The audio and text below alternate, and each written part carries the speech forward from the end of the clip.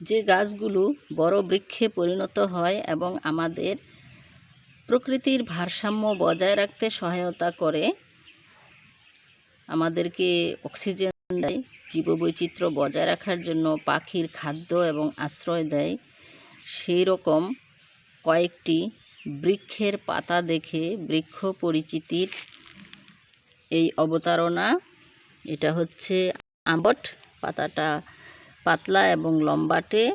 আর এটা হচ্ছে কাঁঠালি বট, যেটাকে আমবট বলে থাকি। পাতাটা পুরু, শক্ত, ছোট লাল লাল ফল ধরে, যেগুলো পাখির প্রিয় খাবার। তারপরে আছে হচ্ছে পাকুর, আমরা সব সময় বলি বট পাকুর। পাকুরের পাতাটা একটু গোলাকার। আর আছে হচ্ছে অশ্বত্থ, অশ্বত্থর পাতার পিছনে একটা লম্বা লেজ থাকবে, পাকুর পাতায় লম্বা লেজ নেই। এরপরে আছে গয়া অশ্বত্থ। গয়া অশ্বত্থর পাতাটা একটু লম্বাটে, কিন্তু এই যে পাকুর, পাকুরের মতো গোলাকার না, একটু লম্বা।